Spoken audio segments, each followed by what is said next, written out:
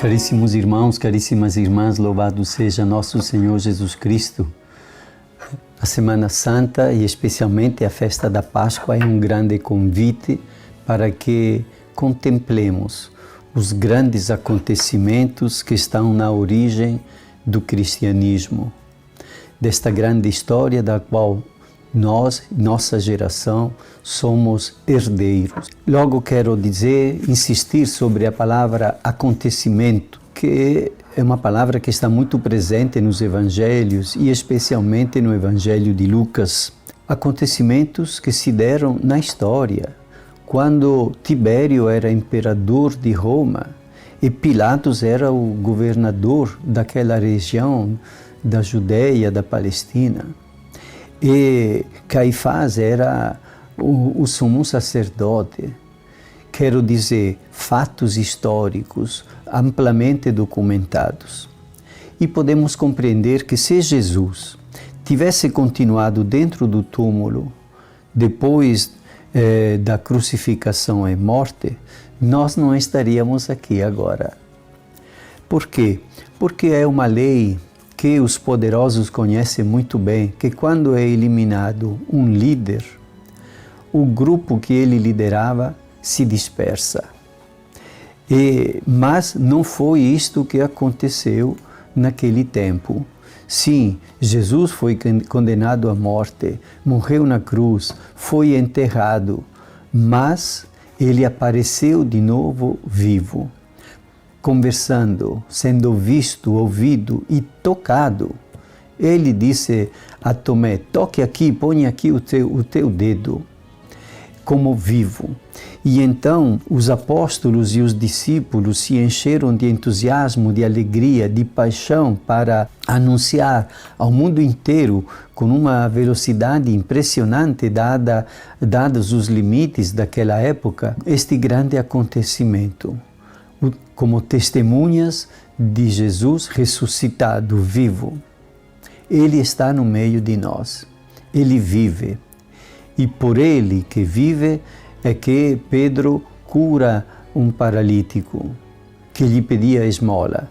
Eu não tenho nem ouro nem prata, mas que eu tenho eu te dou. Em nome de Jesus ressuscitado, eu te digo, levanta-te e anda.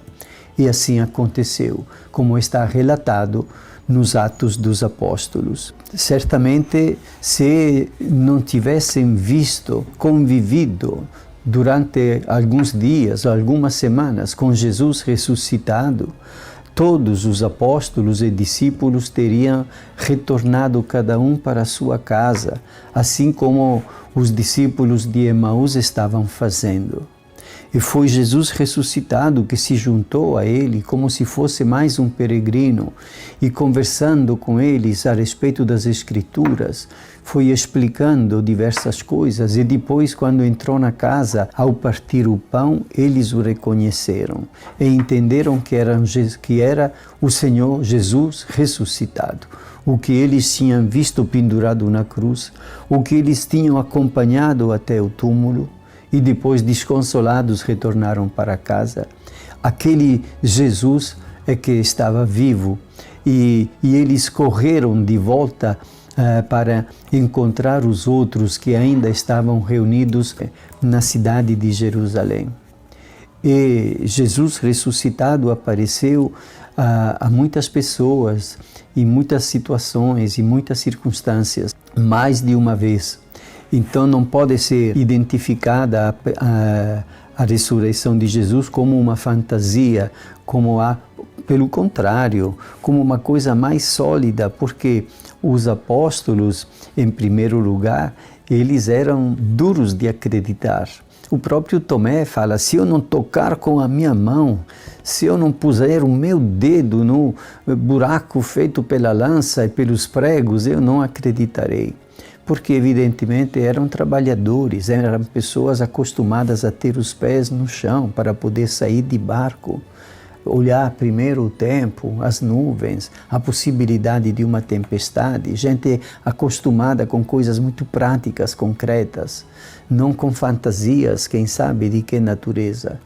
E de repente o Senhor aparece e os convida a comer junto um peixe e pergunta a Simão: mas Simão, você me ama mesmo? Então, meus caros irmãos e minhas caríssimas irmãs, eu não vou poder recordar aqui tantos trechos do Evangelho que falam da ressurreição do Senhor.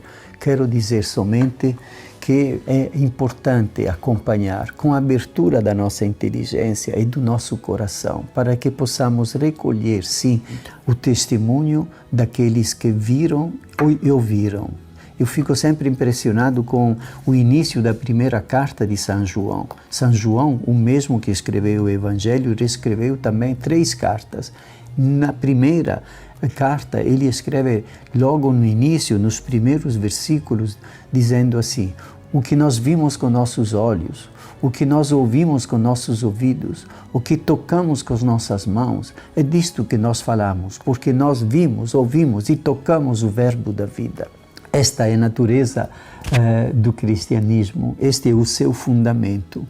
E as testemunhas não são somente aquela primeira geração, aqueles primeiros homens e aquelas primeiras mulheres que efetivamente viram o Senhor e tiveram a certeza de estar com Ele, estiveram com Ele e trocaram palavras e atividades, atitudes. Mas, ao longo de toda esta história de 2000 anos, muitas pessoas fizeram, inclusive você, quem sabe, muitos nós fizemos a experiência de Jesus Cristo ressuscitado como uma presença viva, real, que entra na nossa realidade e acaba tocando no nosso coração, interferindo de alguma forma, a ponto que nós podemos dizer: bom, aqui só pelo Senhor. Em certas circunstâncias são de tal maneira persuasivas que nós entendemos que não tinha nenhuma situação que poderia nos fazer prever que iria acontecer uma certa coisa. Mas se aconteceu e era boa e era inesperada, parecia impossível, nós dizemos: é o Senhor.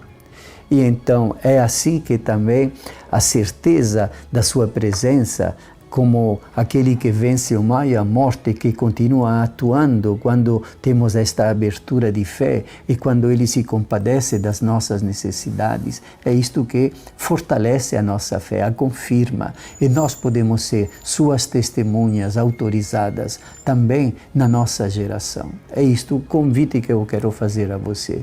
Sejamos as testemunhas desta presença que nos ama, que perdoa os nossos pecados, que fortalece o nosso ânimo para que tenhamos mais coragem para enfrentar os desafios da vida e que às vezes de maneira inesperada entra no nosso caminho para, quem sabe, agilizar a solução de problemas que pareciam impossíveis. Uma feliz Páscoa. E te abençoe Deus Todo-Poderoso, Pai, e Filho e Espírito Santo. Amém.